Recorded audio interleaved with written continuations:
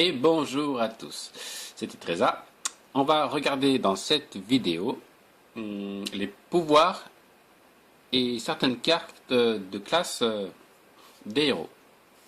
Si vous venez de commencer le jeu, vous avez forcément vu qu'il y a 9 héros. Ils ont tous un pouvoir différent. Si vous ne connaissez pas le jeu, je vais vous expliquer en quoi ça consiste exactement ce pouvoir. On va aller dans ma collection comme si j'allais créer un deck. Alors ici je fais nouveau deck. Ici vous pouvez voir les emplacements de deck que j'ai enregistré. Il y en a, vous avez 9 emplacements, autrement dit un pour chaque héros. Donc moi ici j'ai pas d'emplacement pour voleur, j'en ai pas pour prêtre, mais j'en ai 2 pour druide, enfin bref, voilà. Donc c'est 9 et c'est limité à 9. Pour l'instant, apparemment les développeurs n'ont pas du tout prévu tout de suite d'en rajouter. En même temps, ça va assez vite pour construire les decks, ça prend pas très longtemps. Dans 5 ans, quand il y aura 5 fois plus de cartes, là par contre, ça sera peut-être nécessaire de faire quelque chose d'augmenter le nombre de slots, mais en tout cas, c'est 9. Je fais nouveau deck et voilà, j'ai choisi d'abord mon héros. D'abord, vous êtes obligé de choisir un héros avant de construire un deck. Alors, voilà, le chasseur par exemple. Chaque héros possède un pouvoir qui est symbolisé par, vous voyez, ces petites pastilles là que vous retrouvez aussi dans le jeu. Chaque pouvoir coûte 2 cristaux de mana et vous pouvez utiliser votre pouvoir une seule fois par tour. Que vous ayez 2 cristaux ou 10, vous pouvez l'utiliser qu'une seule fois. Vous verrez la pastille, une fois que vous l'avez utilisée, elle va se retourner et vous ne pourrez plus l'activer. Voilà, tous les pouvoirs coûtent 2 pour ce qui est des héros jouables dans le jeu, mais ils ont des effets très différents. Vous avez des pouvoirs défensifs. On va commencer ici par en haut à gauche, le guerrier, qui vous confère 2 points d'armure. Alors l'armure pour le guerrier c'est très important, donc c'est vraiment un pouvoir défensif. Un point d'armure c'est encore plus efficace que gagner 2 points de vie, parce que quand vous êtes à 30 points de vie, par exemple si je prends le prêtre ici, qui lui, son pouvoir c'est de rendre 2 points de vie, quand vous êtes à 30 points de vie, vous ne pouvez pas augmenter votre nombre de points de vie au-delà de 30. Donc votre pouvoir du prêtre par exemple ne servira à rien. Le pouvoir du guerrier, donc si vous partez sur un jeu très défensif, le guerrier est a priori mieux que le prêtre. Vous gagnez 2 points d'armure. Votre héros gagne 2 points d'armure. Vous êtes à 30 points de vie, vous gagnez 2 points d'armure, vous êtes à 30 points de vie plus 2 points d'armure. Et l'armure, ce que ça fait, c'est que vous ayez 30 points de vie ou que vous en ayez 1, ça ne change rien. Si vous avez 2 points d'armure, si on vous attaque, si on vous blesse, ça sera en priorité, ça vous n'avez pas le choix, c'est automatique, les points d'armure qui seront détruits en premier, à la place de vos points de vie. Là, ça remplace vos points de vie. Évidemment, quand vous avez 0 point d'armure, et ben c'est vos points de vie qui seront entamés si vous êtes blessé à nouveau. Voilà pour le guerrier, donc c'est ce pouvoir-là, gain d'armure. Donc un pouvoir pas évident quand on débute, parce que se protéger quand on débute, il faut le faire intelligemment aussi, parce que évidemment, si vous êtes autour de 2, vous avez 2 cristaux de mana, vous pouvez utiliser un pouvoir qui coûte 2, ou jouer une carte. Si vous avez une carte qui coûte 2, il faudra évidemment choisir à chaque fois au bon moment si je joue la carte ou si j'active mon pouvoir. Ça c'est valable pour tous les héros, évidemment. Donc, en plus, alors ce qui est très intéressant avec le guerrier, ce qui ne sera pas forcément le cas avec d'autres classes, c'est que le guerrier a des cartes en synergie avec son armure. On va aller voir ça tout de suite. Voilà les cartes du guerrier. On va sélectionner tout. Alors comment je fais déjà tout le jeu. Comment je fais pour sélectionner toutes les cartes? Bon, tant pis. Je vais aller chercher, voilà, ici, heure de bouclier, une carte épique du guerrier. Inflige 1 point de dégâts à un serviteur. Donc c'est uniquement à un serviteur, soit ennemi, soit le vôtre, soit un qui vous appartient. Bon, ça, en général, ça n'a pas beaucoup d'intérêt, mais il faut savoir que vous pouvez blesser vous-même un de vos serviteurs. Et ça sera toujours un serviteur, ça ne sera jamais le héros adverse, pour chaque point d'armure que vous avez. Si vous avez 5 points d'armure, vous allez infliger 5 points de dégâts à un serviteur avec une seule carte qui coûte que 1. Par contre, c'est une épique. Donc voilà, il faut. C'est pas une rare, c'est pas une commune. Il faut vraiment que vous la vouliez pour l'avoir dans votre collection. Mais c'est une carte très forte. Si jamais vous débutez et vous aimez bien les cartes du guerrier, et si vous l'avez dans un booster, gardez-la. Comparé à d'autres épiques, elle est pas vraiment pas négligée. Elle est très importante. Donc il y a d'autres synergies avec le pouvoir guerrier, le pouvoir d'armure du guerrier. Vous avez une carte maîtrise du blocage. vous gagnez, je sais pas pourquoi je fais un deck, vous gagnez 5 points d'armure et vous piochez une carte pour 3. C'est un sort, vous la jouez, vous gagnez automatiquement 5 points d'armure. Même si vous en avez 0 à la base, vous en gagnez 5. Si vous en aviez 2, vous en avez du coup 7. Et vous piochez une carte. Par contre, ça te coûte 3. Donc, très très fort. Très très fort. Si le style guerrier dans sa version défensive vous plaît, c'est très très fort. Parce que la carte sera en place, elle coûte que 3, vous gagnez 5 points d'armure d'un coup. Et vous piochez une carte. Donc si vous êtes tour 10, vous piochez cette carte-là, vous la jouez, vous gagnez 5 d'armure, vous repiochez une carte, et vous pourrez peut-être la rejouer. Enfin, ça va être la folie. Mais c'est très bien. Maîtrise du blocage. En plus, c'est une carte de base du guerrier. Donc vous l'aurez d'office en commençant le jeu. En ayant atteint le niveau 20 du guerrier, vous aurez d'office cette carte-là. Pas en golden, mais en normal, voilà. Donc ça c'est pour le guerrier. Il y a d'autres choses autour de l'armure du guerrier, mais ça c'est les principales choses. Maîtrise du blocage, heure de bouclier, et son pouvoir héroïque. Alors, non. On va supprimer pour garder notre place disponible. On passe au chaman. Son pouvoir héroïque, il invoque un totem aléatoire. Il invoque un serviteur de votre côté du jeu qui est aléatoire.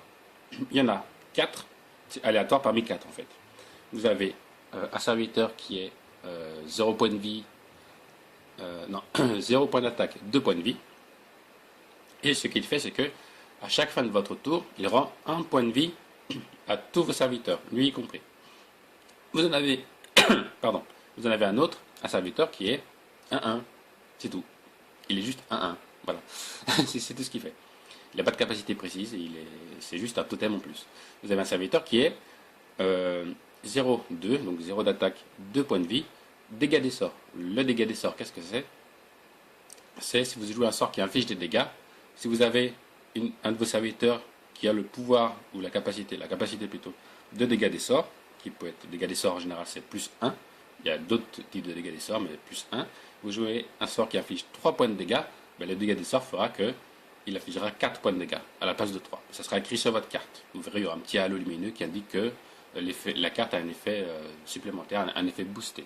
Donc très très fort dans tout ce qui est un chaman basé sur les sorts qui infligent des dégâts. Et vous avez un dernier serviteur qui est le 0-2 provocation. Donc les 0 points d'attaque, 2 points de vie, provocation. Si j'ai pas encore expliqué ce que c'est dans une autre vidéo, c'est que vous êtes obligé de l'attaquer.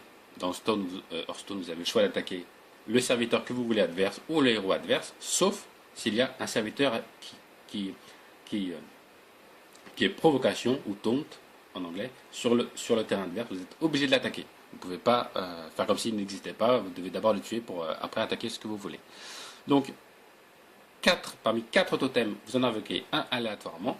Et si vous avez déjà sur votre côté du terrain, par exemple, le totem dégâts des sorts, vous activez votre pouvoir héroïque, vous allez forcément faire apparaître un des 3 autres totems. Vous ne pouvez pas réapparaître le même que vous avez déjà.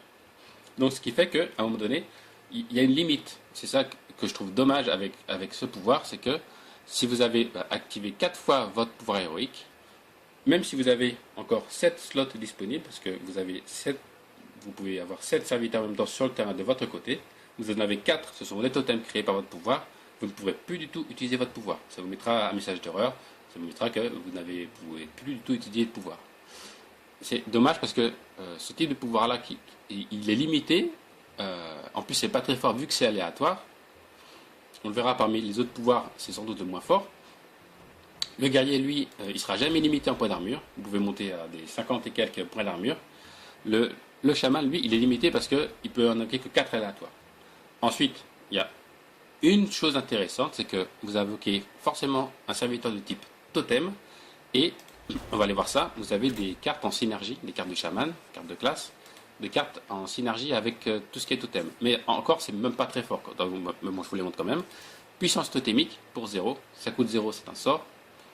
Et vous conférez plus de points de vie à vos totems. Donc voilà, plus de points de vie. Ensuite, en chaman, vous avez des totems qui sont des serviteurs que vous jouez, qui sont des cartes de votre main. Donc voilà, un 3-4 pour 2, très très fort. Totem. Donc, autre chose, oui, vous avez des spécificités sur certaines classes. Sur la classe guerrier, je pense pas qu'il y ait de spécificités, c'est-à-dire des choses uniques à cette classe-là au niveau des cartes.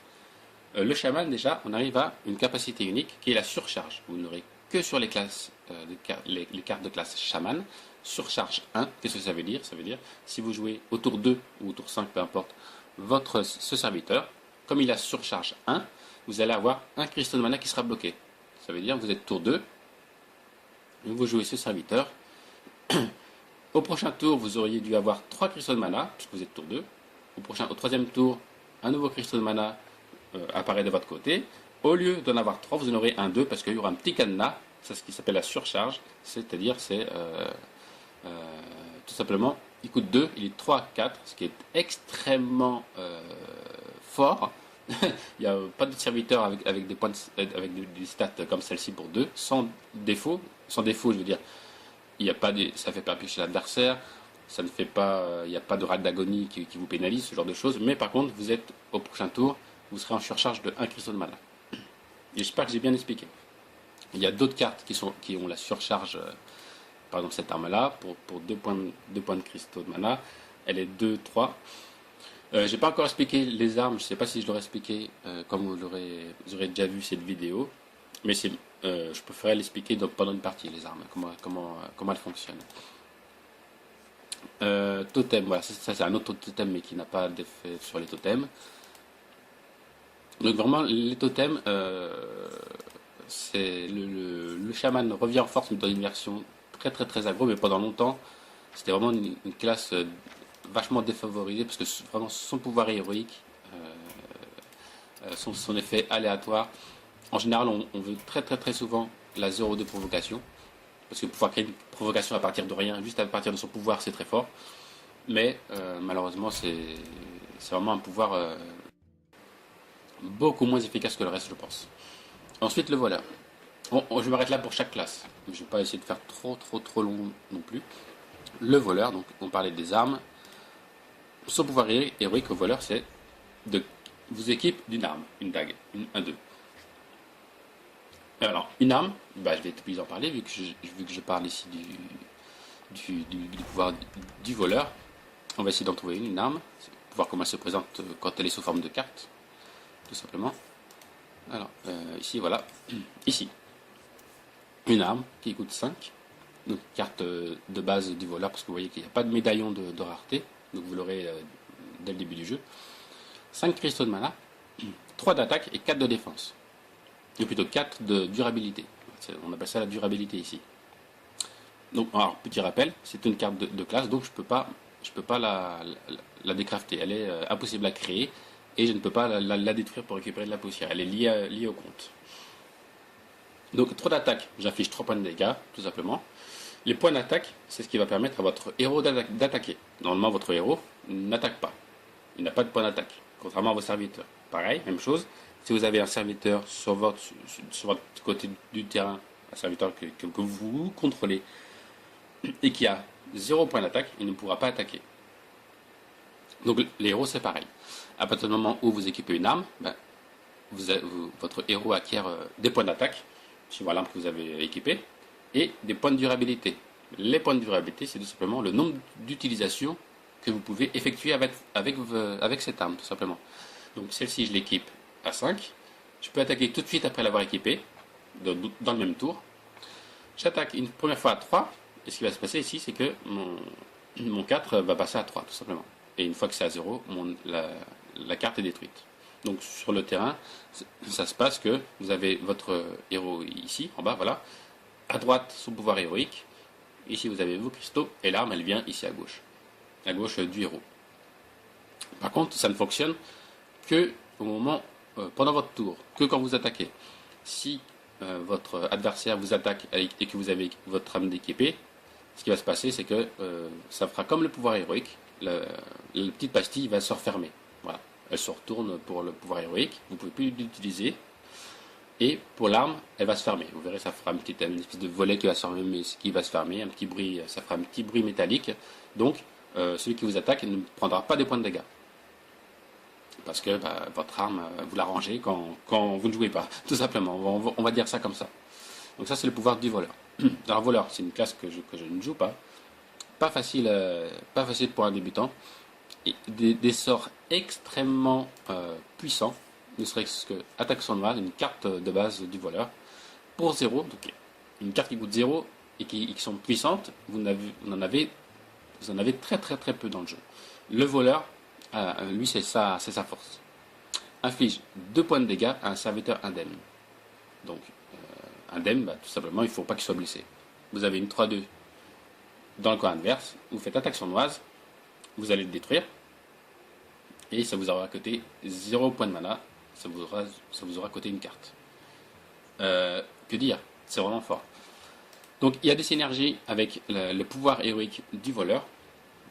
Alors je ne sais pas si je verrai les cartes, il va peut-être falloir que... Non, si c'est bon. Déluge de l'âme, très très forte, très très utilisée. Elle détruit votre arme. Donc elle détruit votre arme, ça peut être soit une arme que vous ayez acquis grâce à une carte, soit une arme créée par votre pouvoir héroïque. Votre pouvoir héroïque, c'est de vous équiper d'une dague 1-2. Une dague qui a un point d'attaque et que vous pouvez utiliser 2 fois. Déluge de l'âme détruit votre arme, ça la détruit, et les dégâts de votre arme sont infligés sur tous les adversaires. Donc sur tous les adversaires, ça veut dire sur tous les serviteurs adverses et sur le héros adverse. Tout simplement, en plus vous avez bien sûr, vu que d'autres cartes sont basées sur son pouvoir, ici, poison mortel, ça confère plus 2 attaques à votre arme. Donc votre dague équipée qui est 1-2, vous faites poison mortel, elle passe 3-2. Très très fort. Il y a encore d'autres cartes, sans froid par exemple, confère plus 2 attaques à un serviteur et combo plus 4. Le combo, c'est comme pour la surcharge du chaman, c'est un effet propre aux cartes du voleur. Combo, ça veut dire que vous avez déjà un premier effet, confère plus d'attaques à un serviteur. D'accord? Le combo, c'est si vous avez joué une autre carte pendant ce tour. Si la première carte que vous jouez dans le tour c'est 100 fois, vous ne bénéficiez pas du combo. Par contre, si vous avez déjà joué une autre carte avant, précédemment dans le même tour, quelle qu'elle soit, vous bénéficiez de l'effet combo. Il y a d'autres cartes qui bénéficient du combo, sûrement. Alors ici, là je suis dans les cartes neutres. Alors je ne sais pas si je l'ai dit avant, mais les cartes neutres, donc celles que vous pouvez mettre dans n'importe quel avec n'importe quel héros pour construire votre deck, ce ne sera que des serviteurs. Il n'y a pas encore de sort neutre dans le jeu. Voilà. Vous avez d'autres combos. Ici, 3-2 pour 2. Je ne vais pas parler de celle-ci, vous avez dû comprendre. Je vais plutôt parler d'une des cartes qu'on voit le plus. Voilà, agent du SI7. J'aime beaucoup l'image avec le gars qui se jette avec ses petits couteaux là. Pour 3, c'est une 3-3. Et combo, inflige 2 points de dégâts. Très efficace. Si par exemple vous avez un serviteur à 4 points de vie, vous jouez attaque sournoise qui vous coûte 0. Vous jouez ensuite agent du SI7, 2 points de dégâts sur le même serviteur et vous l'avez tué. Donc c'est très facile de faire des dégâts avec les cartes du voleur. C'est vraiment une classe basée sur les dégâts. Voilà, on va arrêter là pour le voleur. Après le voleur, c'est pas... Moi j'aime bien jouer des serviteurs solides. Et le voleur, c'est vraiment basé sur les gros dégâts. Et le contrôle, mais vraiment c'est très difficile de jouer le voleur en contrôle. Il faut vraiment pas se louper, il faut vraiment compter chaque point qui est fait pour maximiser les dégâts pour vraiment pas se tromper. C'est vraiment bête de mettre le héros adverse à 1 point de vie parce que vous avez joué les cartes dans le mauvais sens. Donc le voleur, c'est une classe que je conseillerais pas trop débutant. Non, qu'est-ce que j'ai fait? Non.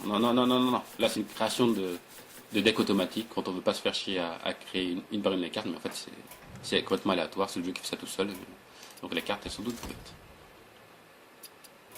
Alors, ensuite, nous avons, je crois, le paladin. Paladin, pour 2 points de cristaux de mana, il invoque une recrue de la main d'argent. C'est un serviteur 1-1 qui va être posé sur le bord de votre côté. Et comme tous les serviteurs, il ne peut pas attaquer le tour où il arrive en jeu. Donc, c'est plutôt sympa. Quand vous débutez, le paladin, pouvoir jouer des serviteurs, c'est ce qu'on veut faire. Et dès le tour 2, vous êtes sûr, avec votre pouvoir héroïque, que vous allez avoir une présence sur le board, sur votre côté du terrain. Ça sera une à 1, mais vous pouvez la booster ensuite. Plus vous avez de serviteurs en paladin, mieux c'est, parce que bien sûr, il y a des sorts en rapport avec le nombre de serviteurs. En plus, il a un type qui est recrue de la main d'argent. On va aller voir les cartes qui peuvent booster tout ça. Le secret, non pardon, le secret. Les cartes paladin, il n'y a pas de spécificité aux cartes du paladin pour l'instant, comme la surcharge ou le combo du voleur, la chaman, surcharge pour le chaman, ni le combo pour le voleur. Par contre, je parlais des armes justement avec le voleur, il faut savoir que il y a des classes dans le jeu qui peuvent équiper d'une arme, qui ont des armes parmi leurs cartes de classe. Voilà. Championne en vrai argent. Carte extrêmement importante. Je finis sur un truc, après je reviens sur la championne. Il y a aussi des héros qui ne peuvent pas équiper d'armes. Voilà. Tout simplement, ils n'ont pas de carte pour équiper des armes. Donc, les serviteurs qui peuvent... les héros... non. Voilà. On va faire ça. Je crois que je ne fais pas le meilleur truc là pour trouver les héros, mais bon, tant pis. Les héros qui ont des cartes qui leur permettent d'équiper des armes, il y a le guerrier, le chaman, le voleur, le paladin et le chasseur. Voilà, ce sont les 5 cartes parmi les 9 qui peuvent équiper des armes. Alors, les armes, c'est vraiment des gros bonus parce que vous allez attaquer 2 fois avec. Contrairement à un serviteur qui dit, le serviteur, il a besoin d'un tour pour être posé. Le tour d'après, il va pouvoir attaquer, s'il est toujours en vie, il va pouvoir attaquer. Il va peut-être mourir. Donc vous allez vraiment vous en servir qu'une seule fois. Et encore, c'est pas sûr. Parce que votre adversaire, lui, il va pouvoir essayer de la tuer avant qu'elle puisse attaquer. Alors que les armes, vous les équipez. Et dans le même tour, vous pouvez attaquer avec. En plus, elles ont une durabilité de deux tours. Vous pouvez les utiliser 2 fois. Donc vous perdez des points de vie parce qu'évidemment, quand vous attaquez un serviteur, il a des points d'attaque. Vous allez perdre des points de vie quand vous attaquez avec votre arme, parce que vous confrontez vos points de vie avec ses points d'attaque, donc vous allez perdre des points de vie, mais vous êtes sûr de pouvoir attaquer plusieurs fois avec, et dès le tour où vous équipez votre arme. Donc c'est une grosse puissance, les armes, c'est très très important. Mettez-en dans vos jeux. Tous les decks qui jouent voleur, chaman, guerrier et paladin, et chasseur, jouent des armes, parce que c'est très fort. Il y a un autre type de carte qui est partagé pas que par certaines classes. Ce sont les secrets, on y reviendra après. Les secrets, vous pouvez les équiper par les serviteurs, plutôt les héros, je vais y arriver, qui peuvent jouer des secrets. Il y a le mage, le paladin et le chasseur. Le chasseur qui ne peut pas être équipé d'armes, mais qui peut jouer des secrets. Le paladin peut jouer des secrets et le chasseur peut jouer des secrets. Comme on est dans le paladin, on va prendre un exemple de secret paladin. Les secrets qui sont... Vous retenez que ce sont des pièges. Voilà. Alors, il y a 2 types de secrets. Ouais, on va prendre celui-là. Rédemption. Secret. Alors, secret, c'est un sort que vous posez de votre côté du terrain. C'est un petit point d'interrogation au-dessus de votre héros, ou sur les côtés, quand vous en avez plusieurs. Et votre adversaire ne voit pas ce que vous avez joué comme secret. Les secrets ne peuvent se déclencher, ce sont des pièges en fait, ne peuvent se déclencher que pendant le tour de votre adversaire. On va dire c'est la seule interaction que vous pouvez avoir pendant le tour de votre adversaire, c'est d'avoir joué un secret. Il y a des conditions et des effets pour chaque secret qui sont très différents. Par exemple celui-ci, rédemption, quand un de vos serviteurs meurt, il est ressuscité avec un point de vie. Donc ça sera obligatoirement pendant le tour de votre adversaire. Votre adversaire attaque un de vos serviteurs, vous avez un de vos serviteurs qui meurt, votre secret rédemption s'active, il se déclenche, ça fait un joli effet lumineux, et votre adversaire, votre serviteur, va ressusciter avec un point de vie. Voilà.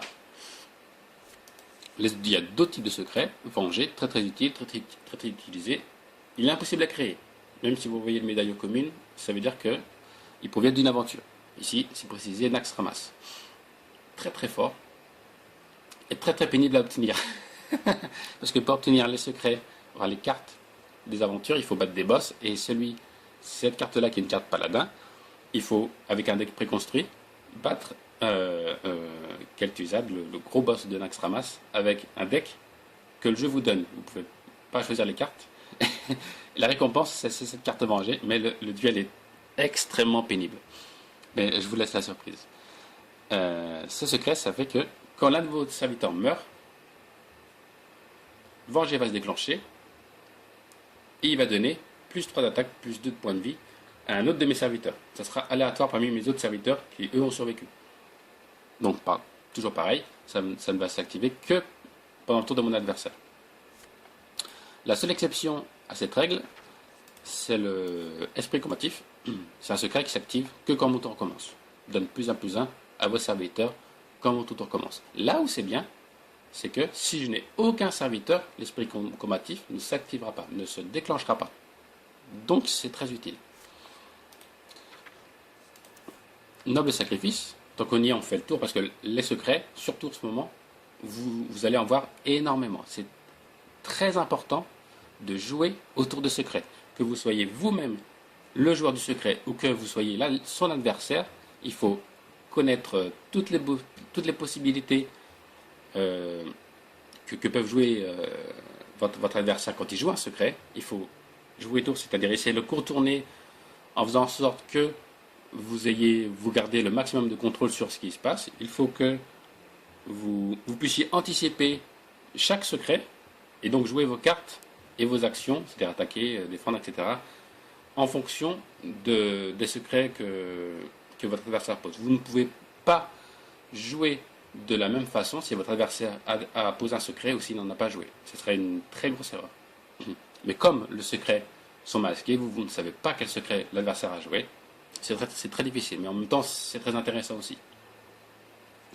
Ici, Noble Sacrifice, il invoque un défenseur de 1, un serviteur qui est invoqué, quand un adversaire attaque, que ce soit le héros adverse ou que ce soit un serviteur adverse. Automatiquement, Noble Sacrifice, vous voyez le dessin, on voit bien ce que ça fait. Ici, Jaina, la mage, envoie une boule de feu. Ce qui est une fausse interprétation de la carte, parce que quand on joue une boule de feu, un sort qui affiche un dégât, c'est pas une attaque. Donc ça marche pas. Ça, voilà. Il doit y avoir d'autres petites incohérences comme ça. Mais on voit bien qu'il se met devant l'adversaire ici. Bon, là, on dit que là, c'est un serviteur adverse. Voilà. On change. Peut-être un élémental de feu. Je ne sais plus s'il y en a dans le jeu, mais voilà. Donc on voit bien, il se met devant. Donc, quelle que soit la cible que votre adversaire va attaquer, que ce soit vous ou un de vos serviteurs, le noble sacrifice va se déclencher. Une 2-1 va apparaître sur le plateau. Alors, par contre, il faut que vous ayez une place, un slot de libre de votre côté du plateau. Je rappelle, c'est 7 maximum. Si vous avez vos 7 serviteurs posés sur votre plateau, le noble sacrifice ne pourra pas popper. Popper, ça veut dire se déclencher. Il ne pourra pas popper parce qu'il lui faut un slot pour se mettre, un slot de serviteur. Et l'attaque se fait sur le noble sacrifice au lieu du serviteur qui est attaqué à la base. Alors, dès que les secrets, dès que vous en avez dans votre jeu, dès que vous en gagnez dans des boosters, enfin peu importe, mettez-les dans vos decks, regardez ce que ça fait, essayez de comprendre ce que fait votre adversaire quand il voit un secret, c'est très intéressant, c'est très utile. Et en plus, les secrets sont très joués, très joués. Ils ont tous des coups identiques. Voilà. On va rester là pour les secrets du paladin. On ne va pas faire le tour de tous les secrets. Il y en a 5 ou 6. Ils ont tous un coup identique. Les secrets du paladin coûtent tous 1. Voilà. Ils coûtent tous 1 obligatoirement. Donc, il y a des synergies autour des secrets. En paladin, est-ce qu'il y a des synergies autour des secrets? Je crois pas. C'est pas pour le paladin. Je suis pas sûr. Non. Je vois pas. À part l'adversaire mystérieux, évidemment. Mais je vais faire une vidéo sur cette carte, donc je ne peux pas en parler pour l'instant ici. Voilà pour le paladin, donc il peut équiper des armes, qui peut jouer des secrets, et dont le pouvoir héroïque est d'invoquer un serviteur 1-1 sur le plateau. D'ailleurs, une des spécificités du paladin, c'est qu'il dispose d'énormément de cartes, enfin d'énormément, oui. Voilà, il peut ici, avec une carte, n'importe quel serviteur, il peut passer son attaque à 1. Votre adversaire pose une 12-12. J'ai oublié le nom de la 12-12 là. Bref. Avec cette carte-là, il ne devient plus que 1-12, donc c'est-à-dire pratiquement inoffensif. Vous avez beaucoup de cartes du paladin qui peuvent aussi avoir le même genre d'effet. Une carte de paix de l'Ador, qui est une rare, mais très utile. Pour 3, une 3-3, cri de guerre. L'attaque d'un serviteur adverse passe à 1. Dans ce cas-là, vous choisissez quel serviteur sera affecté par cet effet, le cri de guerre. Le cri de guerre, si je ne l'ai pas dit, c'est un effet qui se déclenche au moment où vous jouez votre serviteur. Quand il arrive en jeu, vous allez choisir un adversaire adverse et son attaque sera passée à 1. Donc, il y a d'autres choses. Le paladin peut booster ses serviteurs avec des sorts de ce type-là pour 4. Un serviteur gagne plus 4 d'attaque, plus 4 de défense. Il n'y a pas marqué que c'est jusqu'à la fin du tour, donc c'est permanent, jusqu'à temps que le serviteur meure, et ou qu'il soit silence. Il y aura toute une vidéo sur le silence aussi, pour ça je ne parle pas de ça pour l'instant. Et donc, c'est permanent, et il n'y a pas de carte pour détruire un sort. Le sort, une fois qu'il est joué, il va dans la poubelle, on ne le voit plus, mais par contre le serviteur, lui, on voit bien que ses stats ont augmenté. C'est une carte du jeu de base, donc si vous avez créé un jeu de base avec les cartes du paladin, vous pourrez jouer Bénédiction des rois, vous pourrez jouer la Chopin en verre argent. Très puissante comme arme, la meilleure arme pour moi du paladin. Pour 4 cristaux de mana, vous allez attaquer avec 4 points d'attaque, et vous pourrez l'utiliser 2 fois. En plus, il y a un effet. Chaque fois que votre héros attaque, la championne lui rend 2 points de vie. Alors, il y a un ordre avec tout ça, parce que forcément, si j'attaque, je me blesse, est-ce que je récupère les points de vie? Non. C'est quand il attaque, vous récupérez 2 points de vie, et après vous allez affronter un serviteur adverse. Donc vous gagnez d'abord 2 points de vie, et ensuite vous infligez 4 points de dégâts. Et vous allez reperdre des points de vie ensuite, si jamais le serviteur que vous attaquez a 3 points d'attaque, vous allez perdre 3 points d'attaque après. Mais d'abord vous en gagnez 2. Après, vous allez en perdre. Et vous pouvez l'utiliser 2 fois. Mais au 4e tour, à partir de rien, parce que les armes, vous les jouez de votre main, ce sont des cartes de votre main, et vous pouvez attaquer dans le même tour avec. Donc c'est extrêmement puissant. Un gros effet de surprise, la championne en verre argent, carte essentielle du paladin, extrêmement puissante, et en plus elle est très jolie.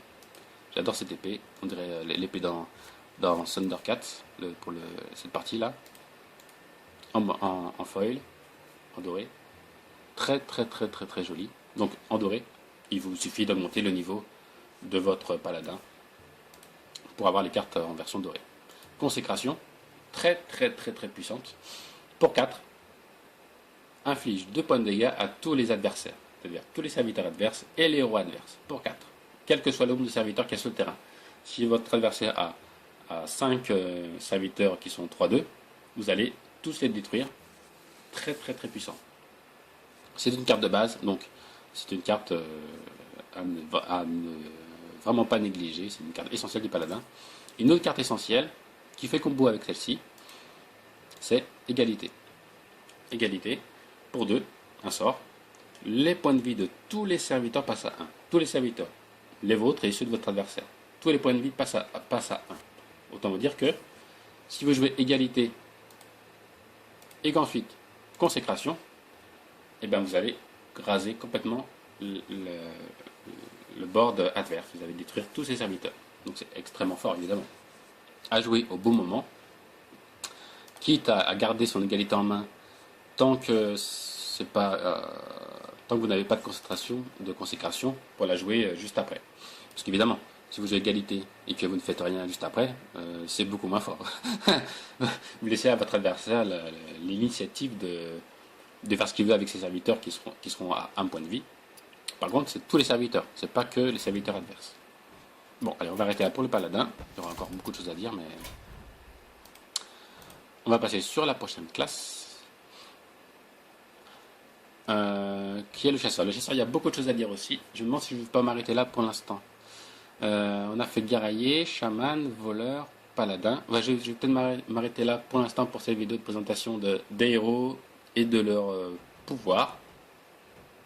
Et puis après, il y aura sûrement une autre grosse vidéo pour le reste ou 2 autres vidéos pour le reste des héros. J'ai pas envie de faire une trop longue vidéo là tout de suite maintenant.